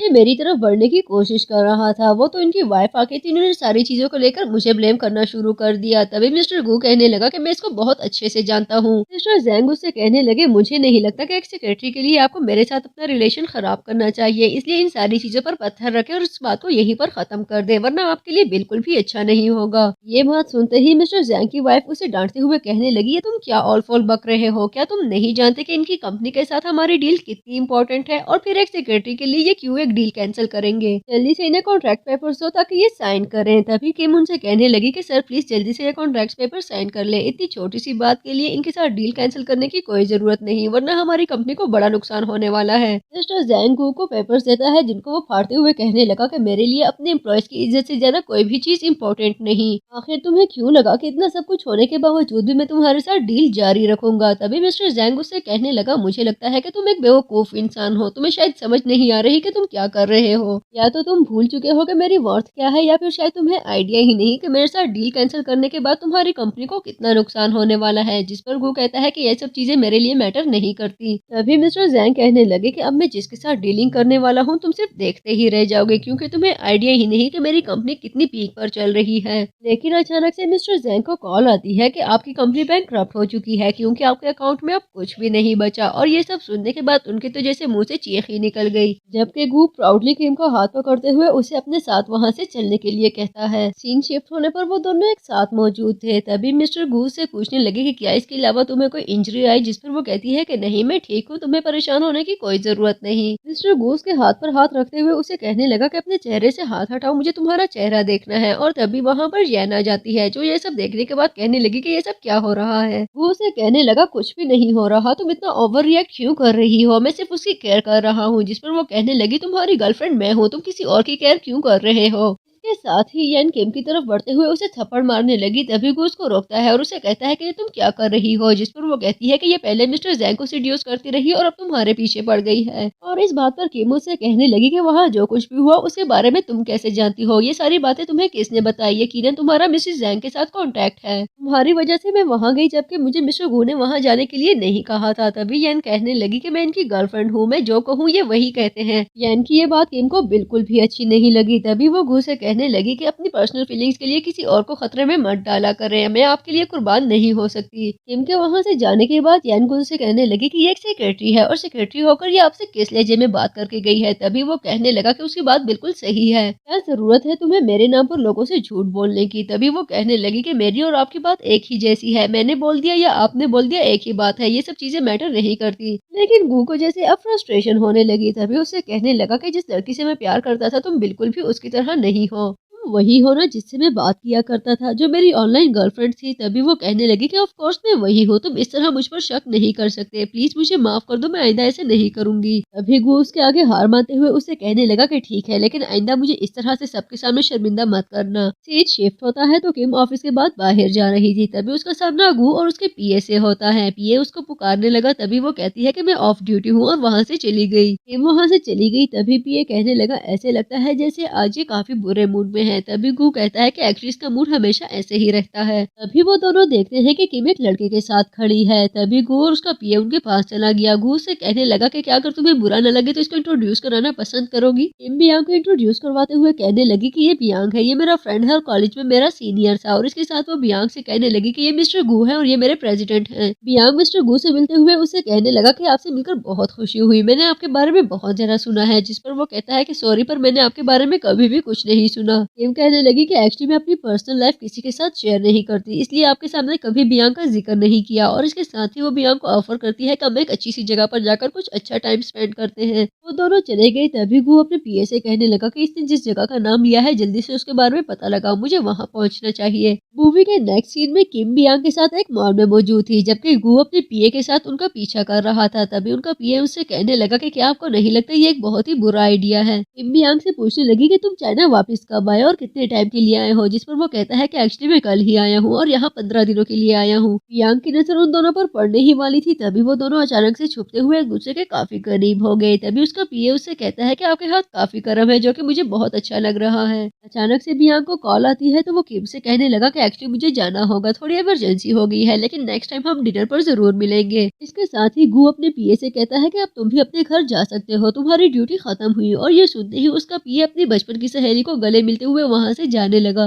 नेक्स्ट सीन में किम अपने लिए शूज खरीदने के लिए एक शॉप के अंदर जाती है, जहाँ पर सेल्स गर्ल उसके पास आकर उससे कहने लगी कि ये शॉप तुम्हारी औकात से बाहर है, इसलिए यहाँ से बाहर निकल जाओ, मेरा टाइम जाया करने की कोई जरूरत नहीं। बल्कि अगर अच्छा मशवरा चाहती हो तो मैं तो कहती हूँ कि इस मॉल के बाहर जो स्टॉल्स लगे हैं वहीं से कुछ खरीद लो। किम उन्हें बताती है कि एक्चुअली ये सारी चीजें मेरे लिए अफोर्डेबल है और मैं यही से खरीदना चाहती हूँ। जिस पर वो कहने लगी कि मैं तुम जैसे लोगों को बहुत ज्यादा फेस कर चुकी हूँ, जो थोड़ी देर के लिए इस तरह की शॉप से घुस आती है सिर्फ इसलिए ताकि वो रिच लग सके, लेकिन मैं तुम्हारे साथ अपना समय बर्बाद नहीं करना चाहती, इसलिए बाहर निकल जाओ। अचानक से वहाँ पर मिस्टर गू की एंट्री होती है, जिसको देखते ही सेल्स गर्ल उसके पास जाकर उससे कहने लगी कि क्या आपको अपनी गर्लफ्रेंड के लिए कोई शूज चाहिए। गू कहने लगा कि हाँ, मुझे अपनी गर्लफ्रेंड के लिए शूज चाहिए। तभी सेल्स गर्ल पूछने लगी कि आपकी गर्लफ्रेंड के पाँव का नंबर क्या है, और ये सुनते ही वो किम से पूछने लगा कि तुम्हारे पाँव का नंबर क्या है, जिस पर वो कहती है कि 37। सेल्स गर्ल जूते लाती है तो गू उसको पहनाने के लिए खुद नीचे बैठकर उसको शूज पहनाता है। बाहर निकलकर किम उसे थैंक्स कहती है, जिस पर वो कहने लगा कि थैंक्स की कोई बात नहीं, ऐसा बॉस मैं अपने एम्प्लॉयज को प्रोटेक्ट करने के लिए रेडी हूँ और इसके लिए मुझे किसी के थैंक्स की जरूरत नहीं है। लेकिन अचानक से किम की नजर बिल्ली के एक पोस्टर पर पड़ती है तो वो भागते भागते उस पोस्टर के पास चली गई और एक्साइटिंगली कहती है कि देखो ये बिल्ली कितनी क्यूट है। तभी वो पूछने लगा कि क्या तुम्हें बिल्लियां पसंद है, जिस पर वो कहने लगी कि हाँ, मुझे बहुत ज्यादा पसंद है, ये इस दुनिया की सबसे क्यूट क्रिएचर है। गू को याद आता है कि यही बात एक दफा उसकी ऑनलाइन फ्रेंड ने भी कही थी। तभी वो किम से पूछने लगा कि क्या तुम किसी कैफेटेरिया आंट को जानती हो, जिस पर वो कहने लगी कि हाँ, मैं जानती हूँ। हमारे कॉलेज की कैफेटेरिया में एक आंट होती थी जो कि स्क्रम्बल्ड एग्स बहुत अच्छे से बनाती थी और मैं उनको हमेशा याद रखूंगी। क्या तुम मुझसे उनके बारे में पूछ रहे थे, जिस पर वो कहने लगा कि नहीं, ऐसा नहीं है। एक्चुअली कैफेटेरिया आंट मेरे एक फेसबुक फ्रेंड का यूजर नेम था, मुझे लगा कि शायद वो आईडी तुम्हारे पास हो, जिस पर वो कहने लगी कि नहीं, मुझे ऐसी किसी चीज के बारे में कुछ पता नहीं है। इसके साथ ही किम उसे गुड बाय कहती है, लेकिन वहां से जाते हुए मन ही मन में सोच रही थी कि मैं दोबारा किसी के साथ रिलेशनशिप का गेम नहीं खेल सकती, क्योंकि मैं दोबारा अपना दिल नहीं तोड़ना चाहती। नेक्स्ट सीन में हम येन को देखते हैं, जिसको गू और किम की पिक्चर्स रिसीव होती हैं, जिसको देखते ही उसको बहुत गुस्सा आने लगा और वो पिक्चर्स सेंड करने वाले को मैसेज करके कहती है कि इस लड़की का अच्छे से ख्याल रखो, और मन ही मन में कहने लगी कि जब तक ये लड़की जिंदा है तब तक मैं गू को कभी भी हासिल नहीं कर पाऊंगी। अगले सीन में हम किम को देखते हैं, जो कि अपने घर जा रही थी और गू उसका पीछा कर रहा था। उसको बहुत ज्यादा गुस्सा आने लगा और गू से कहती है कि तुम अपने घर क्यों नहीं चाहते, तुम्हारी एक गर्लफ्रेंड भी है जो तुम्हारा वेट कर रही होगी, अगर तुम इस टाइम तक यहाँ पर हो तो क्या उसको बुरा नहीं लगता। तभी वो सोचने लगा कि इसकी बात सही है, जब मैं एक लड़की के साथ रिलेशनशिप में हूँ तो इसके पीछे क्यों ख्वार हो रहा हूँ, मुझे अपने घर जाना चाहिए। और ये सोचते ही वो वहाँ से चला गया। लेकिन अचानक से दो गुंडे वहाँ पर किम को मारने के लिए आते हैं और उनसे खुद को बचाने के लिए किम काफी देर तक भागती रही, क्योंकि इसके अलावा उसके पास कोई ऑप्शन नहीं था। तभी वो देखती है कि सामने से गू आ रहा है, जो उन दोनों को मारकर उसको बचाने लगा। दोनों गुंडों को मार भगाने के बाद वो किम के पास आते हुए उसे तसल्ली देने लगा और उसे कहता है कि मेरे होते हुए तुम्हें कोई भी नुकसान नहीं पहुंचा सकता। मूवी आगे बढ़ती है तो हम गू को देखते हैं, जो अपने घर आया तो उसकी नजर वहाँ पर बैठी हुई येन पर पड़ती है। तभी वो उसके पास आकर उससे कहने लगा, चलो मैं तुम्हें तुम्हारे घर छोड़ देता हूँ। लेकिन येन उसके साथ जाने से इनकार कर देती है और उससे कहने लगी, मैं सारा दिन सारी रात तुम्हारा वेट करती रहती हूँ, तुम पता नहीं कहाँ फिरते रहते हो। वो गू को अपने साथ ड्रिंक करने के लिए कहती है, जिस पर वो मना कर देता है, लेकिन वो फोर्स करने लगी तो गू को एक सिप लेना ही पड़ा। लेकिन पीने के बाद उसको एक्नॉलेज होता है कि इसमें एक्चुअली ड्रग्स थी। अब गू अपने होश में नहीं था और इसी बात का फायदा येन उठाने वाली थी, लेकिन बिल आखिर गू उसको धकेलते हुए उसे पीछे करता है और उसे कहता है कि प्लीज मेरे करीब मत आया करो। येन उसे कहने लगी, मुझे ऐसा लगता है जैसे तुम मुझसे प्यार ही नहीं करते, क्या तुम मुझसे प्यार नहीं करते, जिस पर वो कहता है कि हाँ, मैं तुमसे प्यार नहीं करता। जबकि दूसरी तरफ किम बियांग के साथ मौजूद थी, जो उसको अपने साथ ड्रिंक के लिए चलने के लिए कह रहा था। अभी वो सोच ही रही थी कि उसकी नजर सीढ़ियों से उतरते हुए गू पर पड़ती है, जिसकी तबीयत बिल्कुल भी ठीक नहीं थी। वो गू को संभालने लगी, तभी बियांग उससे कहता है कि क्या तुम्हें मेरी हेल्प चाहिए, जिस पर वो कहने लगी कि नहीं, तुम अभी अपने घर जाओ, मैं इसको अकेले हैंडल कर सकती हूँ। बियांग वहाँ से जा चुका था। तभी गू किम के करीब होने लगा और आहिस्ता आहिस्ता वो दोनों एक दूसरे के करीब तर होते गए। नशे में धुत गू को बिल्कुल आइडिया भी नहीं था कि वो इस वक्त क्या कर रहा है। उन दोनों के बीच एक खूबसूरत रात गुजरती है। सुबह होने पर जब किम की आंख खुली तो उसको आइडिया हो चुका था कि कल रात क्या कुछ हुआ होगा। तभी वो सोचने लगी कि मिस्टर गू ऑलरेडी येन के साथ रिलेशनशिप में है, मुझे नहीं लगता कि मुझे इन दोनों के रिलेशनशिप को खराब करना चाहिए। कल रात हम दोनों के बीच में जो कुछ भी हुआ मुझे उसको एक एक्सीडेंट समझकर भूल जाना चाहिए, यही हम दोनों के लिए अच्छा होगा। ये सोचते ही वो गू को वहाँ सोता छोड़कर वहाँ से छुपकर जाने लगी, जबकि उसको वहाँ से जाता येन देख चुकी थी और सोचने लगी कि मैं सारी रात इस लड़के का वेट करती रही और उसको देखो, वो यहाँ पर इस लड़की के साथ रंग रलियां बनाता फिर रहा है, लेकिन मैं भी इतनी आसानी से पीछे हटने वालों में से नहीं हूँ। अब जरा तुम देखो मैं तुम्हारे साथ करती क्या हूँ। और ये सोचते ही वो जल्दी से आकर किम की जगह पर लेट गई। एक्चुअली वो गू को ऐसा फील करवाना चाहती थी जैसे उसने सारी रात इसके साथ गुजारी हो। जब गू की आंख खुलती है तो उसकी नजर अपने साथ बेड पर मौजूद चैन पर पड़ती है। तभी वो चीखते हुए कहने लगा कि तुम यहाँ पर क्या कर रही हो, जिस पर वो कहने लगी कि वही हुआ जो एक लड़के और लड़की के बीच में होता है। आखिर तुम मुझे इस तरह से अवॉइड क्यों कर रहे हो? क्या तुम्हें लगता है जो कुछ भी हुआ वो मेरी वजह से हुआ है? इस पर गू उसे कहता है कि ऐसी हरकतें मत करो कि मैं तुमसे नफरत करने पर मजबूर हो जाऊं। गू वहां से जाने लगा, तभी यन सोचती है कि हमारे बीच में आने वाली हर एक चीज को मैं खत्म कर दूंगी और आखिर में तुम्हारे पास सिर्फ एक ही ऑप्शन होगा कि तुम मेरे हो जाओ। नेक्स्ट सीन में किम अपने काम में मसरूफ थी, तभी गू उसके पास आकर उससे पूछने लगा कि क्या कॉन्फ्रेंस की सभी तैयारियां मुकम्मल हो चुकी हैं। जिसके जवाब में किम कहती है कि हाँ, मैंने सारी चीजें देख ली हैं, तमाम तैयारियां मुकम्मल हो चुकी हैं और मैंने कंटेंट को भी डबल चेक कर लिया है, आपको परेशान होने की कोई जरूरत नहीं। तभी गू उसको बताता है कि एक्चुअली ये कॉन्फ्रेंस बहुत ज्यादा इंपॉर्टेंट है, मैं बिल्कुल भी नहीं चाहता कि इसमें कोई भी गड़बड़ हो और मेरी कंपनी का इमेज खराब हो, इसलिए हर चीज आराम और ध्यान से करना। उनकी कन्वर्सेशन अभी जारी थी कि वहाँ पर मिस्टर गू का पीए आकर उनको बताता है कि मैम किम ने जो अरेंजमेंट्स की थी वो चीजें खाने के बाद मैम यन की तबीयत काफी खराब हो गई है, वो वॉमिटिंग कर रही है और मुझे उनकी तबीयत बहुत ज्यादा खराब लग रही है, आप प्लीज मेरे साथ चलकर उनको देखें। वो सब यन को देखने के लिए गई तो उसकी तबीयत काफी खराब थी और वो वॉमिटिंग कर रही थी। तभी उन सब के पूछने पर उसने बताया कि एक्चुअली मैंने कुछ खा लिया था यहाँ पर। किम से पूछा गया तो वो कहने लगी कि नहीं, खाने में कोई गड़बड़ नहीं है, सभी लोग यहाँ से खा रहे हैं, किसी को कुछ भी नहीं हुआ तो इसकी तबीयत कैसे खराब हो सकती है। ये कहने लगा कि नहीं, यकीनन खाने में ही कोई मसला होगा, यहाँ से खाने के बाद ही इनकी तबीयत खराब हुई है। तभी यन कहने लगी कि मुझे नहीं लगता अब हमें लड़ना चाहिए, वक्त बहुत कम है और हमें कॉन्फ्रेंस की तैयारी करनी है, मेरी तबीयत खराब हो चुकी है, अब मैं होस्टिंग नहीं कर सकती, इसलिए अपने लिए कोई और होस्ट ढूंढ लो। इनफैक्ट मैं तो कहती हूँ कि मेरी जगह ये शो किम को होस्ट करना चाहिए क्योंकि वो बहुत टैलेंटेड और रिस्पॉन्सिबल है। तभी वो कहने लगी कि नहीं, मैं होस्ट नहीं कर सकती। ये भी कहने लगा कि ये कैसे होस्ट कर सकती है, इसने आज से पहले कभी होस्ट नहीं किया और बिल्कुल भी एक्सपीरियंस नहीं है।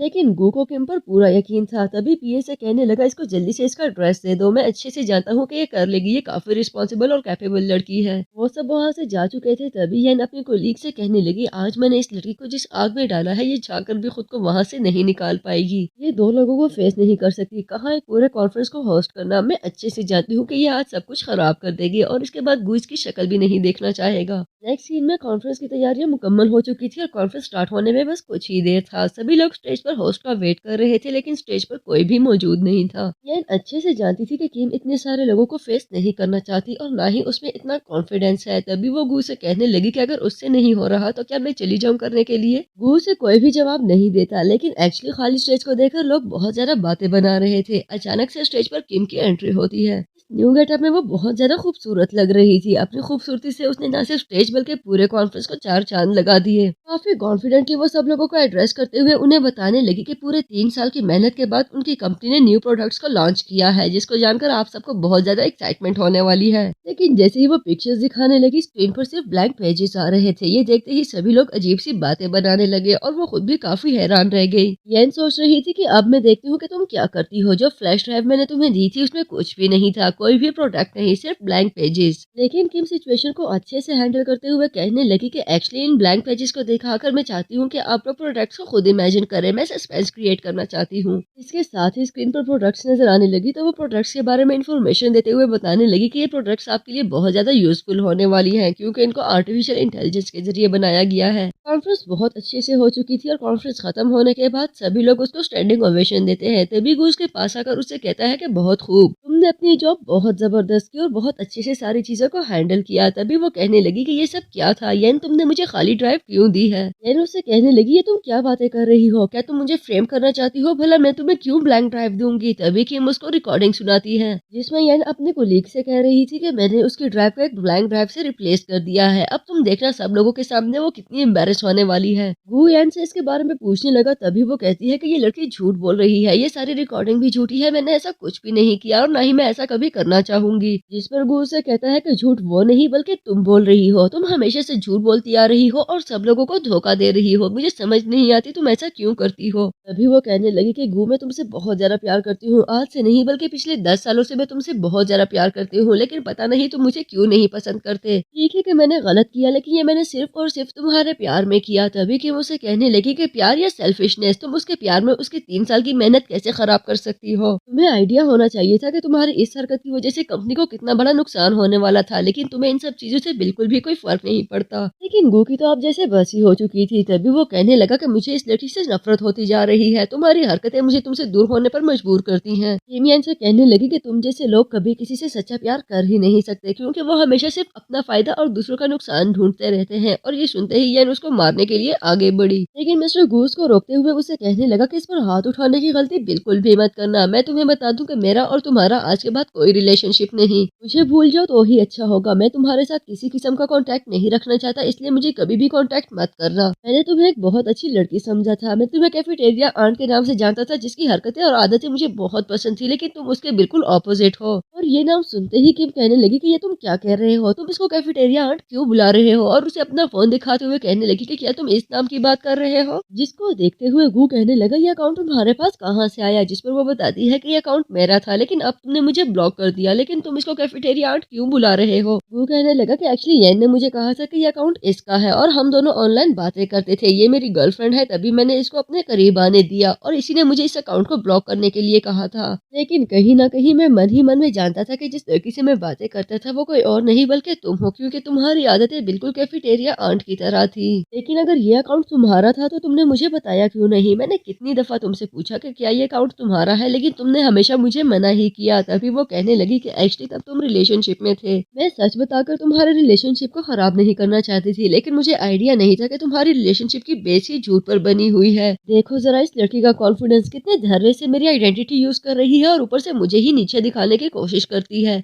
येन तो जैसे आज सदमे से पागल ही होने वाली थी। तभी हंसते हुए कहने लगी कि मैं नहीं बल्कि तुम हो जो हम दोनों के बीच में हमेशा इंटरफेयर करती हो। हम दोनों एक कपल है, लेकिन इसके बावजूद भी तुम हमेशा हम दोनों को अलग करने की कोशिश करती हो। इस तरह की हरकतों पर तुम्हें शर्म आनी चाहिए, लेकिन तुम्हें शर्म का कुछ पता भी नहीं होगा। तुम तो जानती भी नहीं होगी कि शर्म किसे कहते हैं। और ये सुनते ही गू अपने गार्ड्स को बुलाकर येन को बाहर निकालने के लिए कहता है। गार्ड्स येन को निकालने लगे, जबकि येन चिल्ला चिल्ला कर कह रही थी कि गू ऐसा मत करो प्लीज, मैं मर जाऊंगी तुम्हारे बगैर। मैं आज से नहीं पिछले 10 सालों से तुमसे प्यार करती हूँ, तुम ऐसा कैसे कर सकते हो? सभी लोग वहाँ से जा चुके थे। तभी गू किम के करीब आते हुए उससे पूछने लगा, तुम्हें कॉन्फ्रेंस वाले दिन ही पता चल गया था कि मैं तुम्हारा बॉयफ्रेंड हूँ, ऐसा ही है ना? किम कहती है कि हाँ, मुझे उसी दिन पता चल गया था कि जिस लड़के से मैं बात करती हूँ वो कोई और नहीं बल्कि मेरी कंपनी का प्रेसिडेंट है। तभी गू उससे पूछने लगा कि जिस रात हम रेलवे पर मिले थे और येन ने मुझे ड्रग्स दे दी थी, उस रात तुम मेरे साथ मेरे रूम में मौजूद थी, वो लड़की तुम ही थी ना? तभी किम कहती है कि हाँ, वो मैं ही थी। गू से कहता है कि मैं तुम्हारी आइडेंटिटी के भूल में येन के साथ रिलेशनशिप में रहा, लेकिन मैं तुमसे प्रॉमिस करता हूँ मैं कभी उसके करीब नहीं गया और ना ही कभी हमारे बीच में कुछ हुआ है। वो एक दफा फिर उससे कहने लगा कि मैं तुम्हें पहले भी बहुत पसंद करता था और आज भी तुमसे बहुत ज्यादा प्यार करता हूँ, लेकिन मुझे तुम्हारे बारे में कुछ भी नहीं पता। क्या तुम मुझे पसंद करती हो? क्या तुम मुझसे प्यार करती हो? ये सुनते ही कि मुंह से तो कुछ नहीं कहती, लेकिन आगे बढ़ते हुए उसे किस करने लगी, लेकिन किस करने की उसकी हिम्मत नहीं होती। तभी गू उसको हक कर लेता है। नेक्स्ट सीन में गू किम को ड्रॉप करने के लिए उसके घर के बाहर मौजूद था। किम उसे थैंक्स कहती है, तभी गू उसको अपने करीब करते हुए हक कर लेता है। तभी किम कहने लगी, मुझे लगता है कि आपको जाना चाहिए, सुबह आपको ऑफिस भी जाना है और आपको देर हो जाएगी, आप घर जाकर थोड़ा रेस्ट कर ले। तभी वो उससे कहने लगा कि एक्चुअली मेरा तुम्हारे बगैर अब दिल नहीं लगता। लेकिन किम उसकी बात सुनी अनसुनी करते हुए कहने लगी कि एक्चुअली मुझे नींद आ रही है, इसलिए मुझे जाना है, और वो वहाँ से चली गई। अपने घर पहुँचते ही गू किम को मैसेज करता है कि मैं अपनी कैफेटेरिया आंट को काफी मिस कर रहा हूँ, जिस पर वो कहने लगी कि सेम हियर। इसके साथ ही किम उसको अपनी कुछ पिक्चर सेंड करती है, जिसको देखते ही जैसे गू तो खुशी से पागल होने लगा था। सीन शिफ्ट होता है तो हम किम को देखते हैं, जो कि इस वक्त मिस्टर गू के साथ एक ही बेड पर मौजूद थी। मिस्टर गू के इतने करीब होना उसको बहुत ज्यादा अच्छा लग रहा था।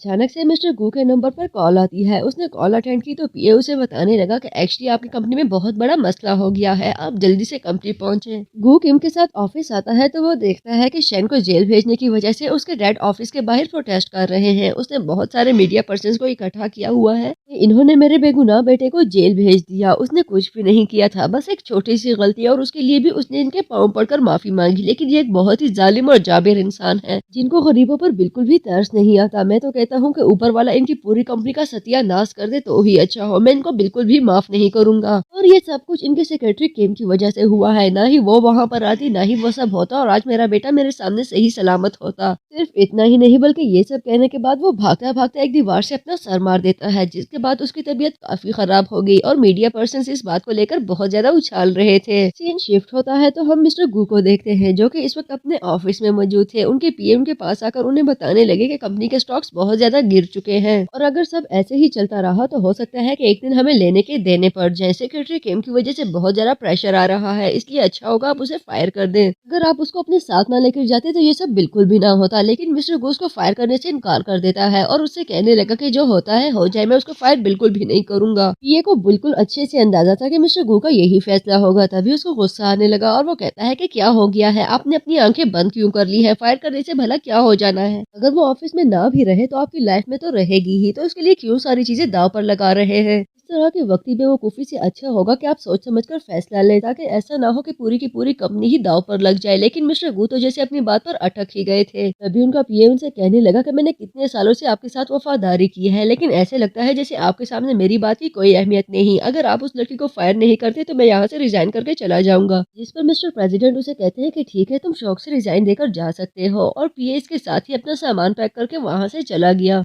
इतना ही नहीं बल्कि पीए के बाद आने वाला एक न्यू पीए भी सिर्फ इस बात पर अपनी जॉब छोड़ के चला गया था कि इतना सब कुछ हो जाने के बावजूद, स्टॉक के इतने नीचे गिरने के बावजूद भी बॉस सेक्रेटरी किम को फायर करने के लिए राजी नहीं है। मूवी के अगले सीन में हम गू को देखते हैं, जो कि इस वक्त बोर्ड ऑफ डायरेक्टर्स की मीटिंग के लिए टीम के साथ जा रहा था। मीटिंग स्टार्ट होते ही बोर्ड ऑफ डायरेक्टर्स के सभी मेंबर्स मिस्टर गू से कहने लगे कि जो कुछ तुम हमारी कंपनी और हमारे पैसों के साथ कर रहे हो उसको लेकर हमें एक्सप्लेनेशन चाहिए। जिस पर वो कहने लगा कि तुम लोगों को देने के लिए मेरे पास कोई एक्सप्लेनेशन नहीं। सभी मेंबर्स मिस्टर गू को इस बात के लिए प्रेशराइज करते हैं कि वो सेक्रेटरी किम को फायर कर दे, लेकिन मिस्टर गून को साफ साफ बोल देता है कि मेरा ऐसा कुछ भी करने का कोई इरादा नहीं और ना ही मैं ऐसा करूंगा। और इस बात पर सभी मेंबर्स को काफी गुस्सा आ जाता है। तभी वो कहने लगे कि तुम्हारे प्यार और तुम्हारी पर्सनल फीलिंग्स के लिए हमें अपना पैसा डुबोने का कोई शौक नहीं। अच्छे से देख रहे हो कि स्टॉक्स गिर चुके हैं, इन्वेस्टर्स ने हमसे हाथ खींच लिए हैं, कोई भी हमारी कंपनी में इन्वेस्टमेंट करने के लिए राजी नहीं है, लेकिन तुम अपनी बात पर अड़ गए हो। तुम्हें क्या लगता है कि तुम्हारी फीलिंग्स के लिए और तुम्हारे प्यार के लिए हम सब अपने पैसों की कुर्बानी देंगे? ऐसा कुछ भी नहीं होने वाला। ये मत भूलो कि हम शेयर होल्डर्स हैं और हमारा पूरा का पूरा हक है तुम्हें रोकने का। मैं तुम्हें वार्न कर रहा हूँ, कहीं ऐसा ना हो कि हम सब अपने शेयर्स किसी और को बेच दें और तुम्हारे हाथ से रही सही दौलत भी चली जाए। जिसके जवाब में मिस्टर गू से कहने लगे कि देखो, मैं कोई इग्नोरेंट इंसान नहीं हूँ, तुम सब अच्छे से जानते हो कि मैं एक एक्सपीरियंस्ड बिजनेसमैन हूँ और अपने प्रोफेशन को लेकर मैं बहुत ज्यादा सीरियस हूँ। स्टॉक की हालत और इन्वेस्टर्स का एटीट्यूड मेरी सारी चीजों पर नजर है, लेकिन इन सब का सोल्यूशन सिर्फ इतना ही नहीं कि सेक्रेटरी किम को फायर किया जाए, बल्कि मैंने एक और सोल्यूशन निकाला है। हम ज्यादा मेहनत करके भी इन सारी चीजों को वापस अपनी जगह पर ला सकते हैं। लेकिन अपनी इन बातों से भी वो बोर्ड ऑफ डायरेक्टर के मेंबर्स को कन्विंस ना कर सका। तभी वो कहने लगे कि तुम्हारी ये किताबी बातें हैं जो रातों रात तुम्हें अमीर कर देंगी और सारी चीजें वापस अपनी जगह पर ले आएंगी। ऐसा कुछ नहीं होने वाला।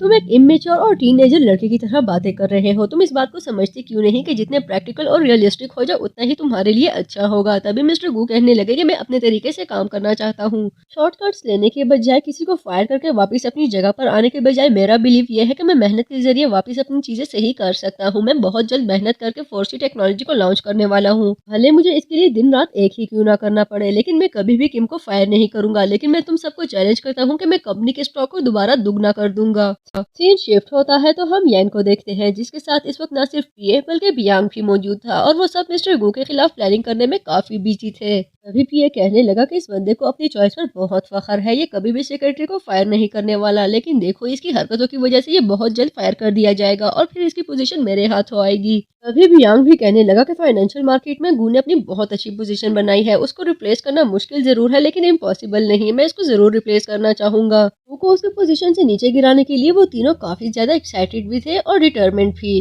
सिर्फ यही तीनों नहीं बल्कि बोर्ड ऑफ डायरेक्टर के मेंबर्स भी इनके साथ मिले हुए थे, जबकि दूसरी तरफ मिस्टर गू और किम अपनी मेहनत जारी किए हुए थे, क्योंकि बहुत जल्द उन्होंने सब लोगों का जवाब अपने प्रोजेक्ट के जरिए देना था। सीन शिफ्ट होता है तो वेडिंग स्टार्ट हो चुकी थी। तभी होस्ट अनाउंस करता है कि इसकी स्टार्टिंग अमाउंट 500 मिलियन युआन है, लेकिन एक दूसरे से जीतने की रेस में यह अमाउंट 1 बिलियन युआन तक जा पहुंची। सिर्फ 1 बिलियन युआन ही नहीं बल्कि 1.2 बिलियन और फिर 1.5 बिलियन युआन पर यह प्रोजेक्ट मिस्टर गू को हासिल हुआ। इस बात पर होस्ट मिस्टर गू को कॉन्ग्रेचुलेट करते हैं तभी यंग उनके पास एक फाइल लेकर आती है और उन्हें साइन करने के लिए कहती है, जिस पर गू से कहता है कि ये तुम क्यों साइन करवा रही हो। जिस पर यन उसे कहती है कि मिस्टर गू शायद आपको ये प्रोजेक्ट हासिल करने की बहुत ज्यादा जल्दी थी, इतनी जल्दी कि आप इसकी कंडीशंस को स्टडी भी ना कर सके। यही वजह है कि आपको पता ही नहीं कि ये प्रोजेक्ट आप किससे ले रहे हैं। ये प्रोजेक्ट आपको हमारी कंपनी दे रही है और उसकी कंडीशंस भी काफी स्ट्रिक्ट हैं, जो देखकर आप यकीनन इस प्रोजेक्ट को नहीं हासिल करना चाहेंगे, लेकिन अब बहुत देर हो चुकी है और आपको ये लेना ही पड़ेगा। ये सुनने के बाद न सिर्फ मिस्टर गू बल्कि किम भी काफी परेशान हो चुकी थी, क्योंकि इस सब का उनको बिल्कुल भी आइडिया नहीं था। बहुत गुस्से में आकर मिस्टर गू से फाइल लेकर साइन कर लेते हैं और यहाँ पर कहानी का एक और ट्विस्ट सामने आता है, जब मिस्टर गू से कहने लगा कि तुम्हारी बहुत बड़ी मिसअंडरस्टैंडिंग है कि मैं बिना जानकारी किए यहाँ पर बाइडिंग के लिए आ गया हूँ। एक्चुअली ऐसा कुछ भी नहीं है।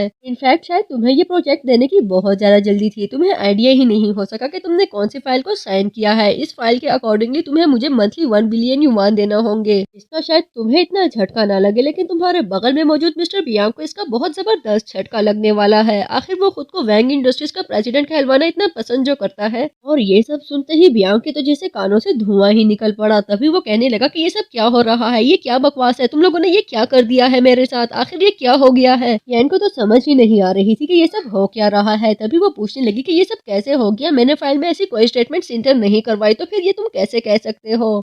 जल्द ही उन दोनों को आइडिया हो चुका था कि ये सब की आधारा किसी और का नहीं बल्कि उनके साथ ही मौजूद मिस्टर गू के जमाने पुराने पीए का है, जो एक्चुअली उनके साथ वफादारी नहीं बल्कि धोखा कर रहा था।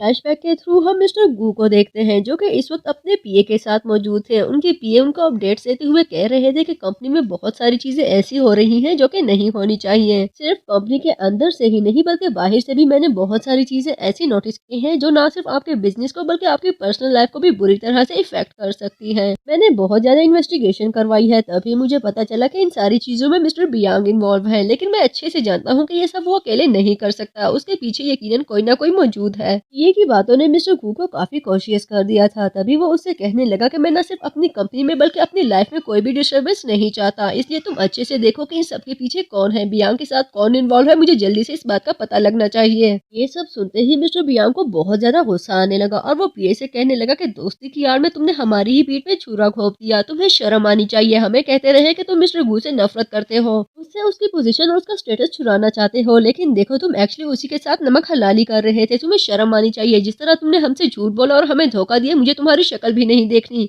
झूठ तो झूठ, ये तुमने हमें किस तरह के प्रोजेक्ट में फंसा के रख दिया है। इस प्रोजेक्ट के अकॉर्डिंगली तुम्हारे कंपनी के लिए हमें फोर्सी टेक्नोलॉजी को लॉन्च करना होगा, जो तुम अच्छे से जानते हो कि पॉसिबल नहीं है। पूरी दुनिया में कहीं पर भी फोर्सी टेक्नोलॉजी लॉन्च नहीं हुई, इवन के यूरोप में भी दुनिया के बड़े बड़े साइंटिस्ट भी ये ना कर सके तो हमारी कंपनी कैसे करेगी। और अगर हम ऐसा ना कर सके तो हमें तुम्हारी कंपनी को ईयरली 1 बिलियन युआन देने होंगे। ये क्या बेवकूफी है, क्या तुम्हें लगता है कि मेरी कंपनी सालाना 1 बिलियन युआन कमाती होगी। जिस पर वो कहने लगा कि मुझे इन सब चीजों से गर्ज नहीं है, तुमने हमें फंसाना चाहा लेकिन मैंने उल्टा तुम्हें ही फंसा दिया। एक दफा फिर फ्लैशबैक के थ्रू हम देखते हैं कि किम अपने ऑफिस में मौजूद काम कर रही थी। तभी वो उसके पास आकर उससे कहने लगा कि तुम इतना लेट नाइट तक काम क्यों कर रही हो, आखिर क्या मसला है। तुम्हें काम से ही फुर्सत नहीं मिलती, जबकि सब लोगों को लगता होगा कि तुम मेरी खातिर ऑफिस में लेट नाइट तक रहती हो। क्या तुम्हें नहीं लगता कि तुम मेरा इमेज खराब कर रही हो या फिर मेरा नाम लेकर यहाँ पर अपने काम में बिजी हो। तभी वो कहने लगी कि एक्चुअली मैं किसी और चीज के पीछे हूँ, मुझे कुछ चीजें ऐसी दिखाई दे रही हैं जो कि शायद नहीं होनी चाहिए, या फिर शायद ये तुम्हारे खुद का ही ट्रैप है। मिस्टर गू वहाँ से जाने लगा, तभी किम उसको रोकते हुए कहने लगी कि देखो ये लोग क्या कर रहे हैं। बियांग बज़ाहिर तो मेरा फ्रेंड है, लेकिन ये मुझे और तुम्हें फंसाने की कोशिश कर रहा है, इसलिए मुझे लगता है कि हमें उल्टा इनको फंसाना चाहिए। और ये सारी बातें जब वो यांग और बियांग को बताते हैं तो उनको बहुत गुस्सा आने लगा। तभी वो कहते हैं कि तुम लोगों ने हमें फंसाने की कोशिश की है। जिस पर पीए उसे कहता है कि तुम्हारा खुद जो जी में आए तुम कर सकते हो, हमें भी फ्रेम करते रहते हो, हमारे बॉस को भी फ्रेम करते हो, उनकी गर्लफ्रेंड को भी, लेकिन अगर हम कुछ करें तो तुम रोना शुरू कर देते हो, क्योंकि एक्चुअली तुम्हारी बेवकूफी है। तुम जैसा करते हो दूसरों से भी वही एक्सपेक्ट किया करो, हमें तुम्हारा कोई लिहाज नहीं और ना ही तुमसे डर लगता है। जैसा तुमने किया वैसे ही हमने दोबारा तुम्हारे साथ किया। यांग अब बुरी तरह से फंस चुका था। तभी वहाँ पर बैठे हुए बाकी बिजनेसमैन भी उन लोगों को लेकर बातें बनाने लगे और कहने लगे कि देखो ये मिस्टर बियांग और यान खुद को बहुत स्मार्ट समझते थे, लेकिन मिस्टर गू इनके साथ खेल गया। तो इस बात को जहन में रखना चाहिए था कि मिस्टर मिस्टर गु एक मंजे हुए बिजनेसमैन है और कोई भी उनको धोखा नहीं दे सकता। पता नहीं इनको क्यों लगा कि वो इतनी आसानी से इनकी जाल में फंस जाएगा।